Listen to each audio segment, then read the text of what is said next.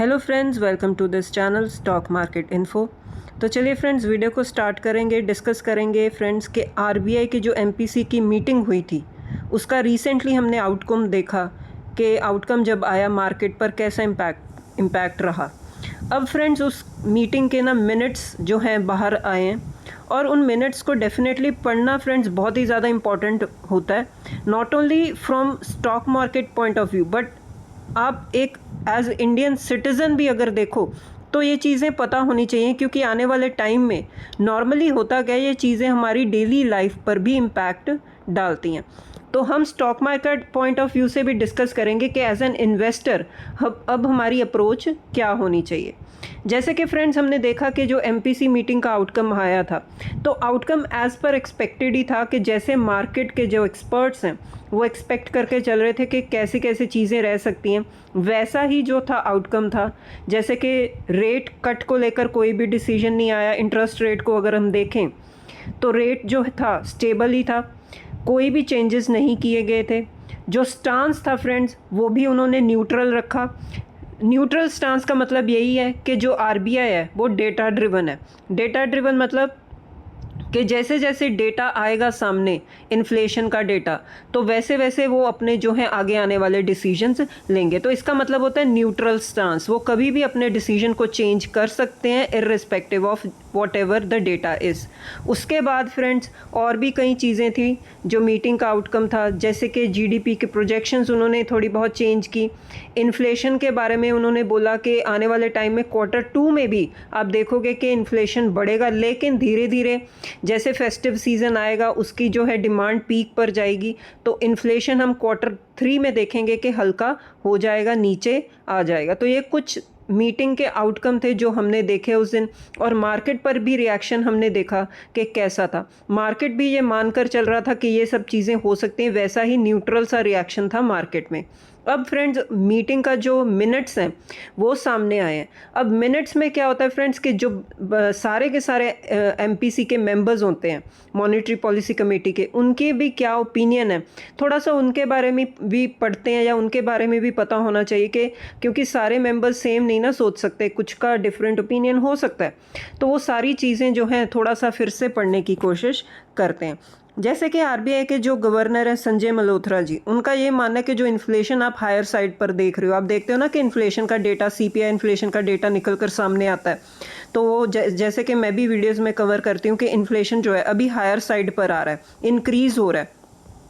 तो governor sir हैं जो, उनका ये मानना है कि ये purely due to supply side जो हम चीज़ें देख रहे हैं कि सप्लाई क्रंच, सप्लाई डिस्ट्रप्शन हम देख रहे हैं, क्रूड ऑयल बढ़ रहा है, उससे लॉजिस्टिक्स कॉस्ट बढ़ रही है, ट्रांसपोर्टेशन कॉस्ट बढ़ रही है, तो ये सारी चीज़ों की वजह से जो है इन्फ्लेशन बढ़ रही है। अदरवाइज इंटरनली अगर हम देखें तो ऐसी कोई इश्यूज़ नहीं है। जो सप्लाई साइड शॉक्स हैं इसकी वजह से जो है हम देख रहे हैं कि इन्फ्लेशन बढ़ रहा है। उसके बाद उन्होंने ये भी कहा है कि जैसे मैंने आपको पहले बताया कि ये आप हायर साइड का इन्फ्लेशन आने वाले टाइम में इस क्वार्टर में भी देखोगे, जैसे कि Q2, लेकिन धीरे धीरे Q3 और Q4 में आप देखोगे कि इन्फ्लेशन धीरे धीरे कम हो जाएगा। और सबसे बड़ी इंपॉर्टेंट बात ये है फ्रेंड्स कि जो इन्फ्लेशन आप 5% के आसपास देख रहे हो, ये आरबीआई के अभी भी टॉलरेंस बैंड के अंडर है। जैसे कि इंडिया में इन्फ्लेशन का टॉलरेंस बैंड क्या होता है, 2 से लेकर 6%। तो हम बोल सकते हैं कि अभी भी आरबीआई के टॉलरेंस बैंड के अंडर ही इन्फ्लेशन 5% तक चल रहा है। जब 6% के ऊपर जाएगा तो चीज़ें थोड़ी सी फ्रेंड्स कंसर्न वाली होती हैं, उस पर डिसीजन लेने होते हैं। लेकिन अभी भी जो है आरबीआई का ये मानना है कि अभी भी टॉलरेंस बैंड के अंदर ही है इन्फ्लेशन, तो अभी भी हम ये बोल सकते हैं कि अभी चीज़ें इतनी भी ख़राब नहीं हुई हैं। उसके बाद फ्रेंड्स उनका ये भी मानना है कि जो हमारी इकोनॉमी है वो जो भी एक्सटर्नल शॉक्स हम देख रहे हैं, वॉर के चलते, क्रूड ऑयल के चलते, उसके बावजूद जो है हमारी इकोनॉमी जो है स्टेबल है।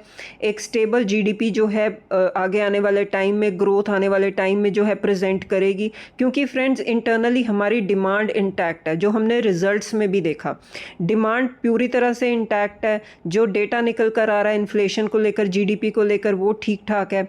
उसके बाद फ्रेंड्स कंजम्पशन ठीक है, एम्प्लॉयमेंट का जो डेटा निकल कर आ रहा है वो भी ठीक है। डिमांड में कोई भी कमी नहीं है, कोई भी मंदी के जो है सिग्नल नहीं आ रहे। डॉलर इनफ्लो FCNR डिपॉजिट्स में वो भी ठीक ठाक आया, एज़ पर एक्सपेक्टेशन आया। तो अगर हम देखें तो इंडियन इकोनॉमी अगर हम देखें तो एक रिजिलियंट ही है। एक्सपोर्ट का डेटा भी फ्रेंड्स हमारा ठीक ही आ रहा है। एक्सपोर्ट की वजह से भी जो है हम अपने जो है फॉरेन एक्सचेंज रिजर्व को इंक्रीज़ करते हैं। तो ये सारी चीज़ें क्या है, हमारी इंडियन इकोनॉमी को एक स्टेबिलिटी दे रही हैं। सिप का डेटा अगर हम देखें मार्केट में, अगर हम म्यूचुअल फंड का डेटा, वो भी ठीक है। इन्वेस्टर्स का कॉन्फिडेंस स्टॉक मार्केट में अभी भी बना हुआ है। हम देख रहे हैं कि जो मार्केट को एक अच्छी हेल्दी सपोर्ट मिल रही है एक अच्छे लेवल पर। तो ये सारी चीज़ें क्या है फ्रेंड्स, इकोनॉमी को एक रिजिलियंट बना देती हैं, एक सपोर्ट या प्रोवाइड करती हैं। उसके बाद फ्रेंड्स MPC के एक और मेंबर हैं पूनम गुप्ता। उनका भी जो ओपिनियन ये है, उनका ये मानना है कि आने वाले टाइम में हम ये वेट ना करें कि इन्फ्लेशन और हायर साइड पर जा सकता है। तो उनका ये मानना है कि एटलीस्ट एक रेट हाइक तो इस साल होना ही चाहिए। तो एक हॉकिश जो है स्टेटमेंट एक मेंबर की तरफ से आई है कि एक रेट हाइक तो होना ही चाहिए, क्योंकि इन्फ्लेशन हम देख रहे हैं कि आने वाले टाइम में इंक्रीज़ ही होगा। और purely friends due to this crude oil जो है अभी भी काफ़ी वॉलेटाइल है और इसकी डायरेक्शन अभी भी फ्रेंड्स सर्टेन नहीं है। हम ये अंदाज़ा ही नहीं लगा पा रहे कि क्रूड ऑयल किस लेवल पर जाकर स्टेबल होगा। अभी भी मिडल ईस्ट में जो है प्रॉब्लम्स चल रही हैं और डेली जो है अब खबरें निकल कर आ रही हैं। नो डाउट वो एक दूसरे पर अटैक्स नहीं कर रहे, लेकिन अभी भी चीज़ें जो है सेटल नहीं हो रही, वो एक तरह से एस्केलेट ही हो रही हैं, बढ़ावा ही दिया जा रहा है। कोई भी किसी भी पॉइंट पर जो है सेटल नहीं हो रहा। तो एक हॉकिश जो है स्टेटमेंट आई है एक मेंबर की तरफ से।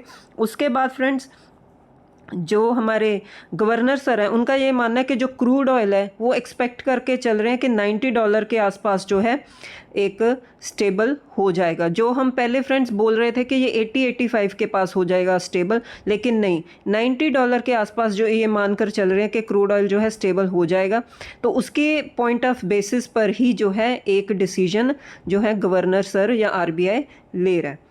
और उसके बाद फ्रेंड्स जो एक MPC के और मेंबर हैं, उन्होंने ये कहा है कि नॉट ओनली अब क्रूड ऑयल तो हो गया, क्रूड ऑयल का जो इम्पैक्ट हम देख रहे हैं कि इकोनॉमीज़ पर आएगा, इन्फ्लेशन बढ़ेगा, लेकिन उन्होंने कुछ इंटरनल जो है एक पॉइंट रेज़ किया है जिसकी वजह से इन्फ्लेशन पर इम्पैक्ट आ सकता है। यस, वो है फ्रेंड्स मॉनसून, या जिसको आप बोलते हो एल नीनो। मॉनसून कंडीशंस जो हैं एक डायरेक्ट थ्रेट हैं, जो इस बार हमने देखा कि बिलो नॉर्मल रेनफॉल रही है इस साल, तो उसका एग्रीकल्चर सेक्टर पर डायरेक्ट इम्पैक्ट होता है, उसका आउटपुट पर इम्पैक्ट आएगा, उसके बाद इन्फ्लेशन पर, रूरल डिमांड पर, ये सारी चीज़ों पर इम्पैक्ट आएगा। तो MPC के एक मेंबर ने जो है इंटरनली एक जो पॉइंट रेज़ किया कंसर्न वाला, वो है मॉनसून, जिसका इम्पैक्ट हम देखेंगे कि आने वाले टाइम में हो सकता है। तो ये एक पॉइंट रेज़ किया गया है फ्रॉम MPC मेंबर। उसके बाद उनका ये भी मानना है कि जो मतलब इन्फ्लेशन को एड्रेस करने के लिए, ग्रोथ को एड्रेस करने के लिए ये दो चीज़ें हैं जिसको आने वाले टाइम में जो है फोकस में डेफिनेटली रखना पड़ेगा, मॉनिटर करना पड़ेगा। एक तो क्रूड ऑयल और एक दूसरा है मॉनसून, क्योंकि धीरे धीरे हम देखेंगे कि आउटपुट कैसा रहेगा। जैसे हमने देखा है फ्रेंड्स, शुगर के प्राइसेस अब कैसे इंक्रीज़ हो रहे हैं, वो प्योरली इसी चीज़ से इंक्रीज़ हो रहे हैं कि एक तो फ्रेंड्स सप्लाई कम है, डिमांड ज़्यादा है। और ग्लोबल लेवल पर ये नहीं है कि इंडिया में ही है, ग्लोबल लेवल पर सप्लाई के कंसर्न्स हैं, ठीक है, और डिमांड तेज़ हो रही है और इसकी वजह से हम देख रहे हैं कि प्राइसेस आप देख रहे हो कहाँ पर जा रहे हैं, शूट हो रहे हैं, और इसको कर्टेल करने के लिए भी गवर्नमेंट अब स्टेप्स ले रही है। तो ये चीज़ें फ्रेंड्स होती हैं जिसका इन्फ्लेशन पर इम्पैक्ट आएगा ही आएगा। तो नेक्स्ट फ्रेंड्स, इस वीडियो का कंक्लूजन क्या है? तो वीडियो का कंक्लूजन यही है फ्रेंड्स कि ऑल इन ऑल पूरे जो सेंट्रल गवर्नमेंट है या सारी इकोनॉमीज़ की जो गवर्नमेंट्स हैं, उनका फोकस किस पर है? इन्फ्लेशन पर। इन्फ्लेशन दो तरीके से आ सकता है, एक तो क्रूड ऑयल के बढ़ने की वजह से, या एक मॉनसून का रिस्क जो है उसकी वजह से। तो ये दो चीज़ें हैं फ्रेंड्स जो एक थ्रेट लेकर आ सकती हैं इकोनॉमी में, स्टॉक मार्केट में। तो इन दोनों चीज़ों को फोकस में रखना पड़ेगा आने वाले टाइम में RBI को। और प्योरली उन्होंने स्टांस भी फ्रेंड्स न्यूट्रल इसीलिए रखा है क्योंकि जो डेटा ड्रिवन अप्रोच होगी वही फॉलो की जाएगी। जैसे जैसे डेटा फ्लो करेगा वैसे वैसे डिसीजंस लिए जाएंगे।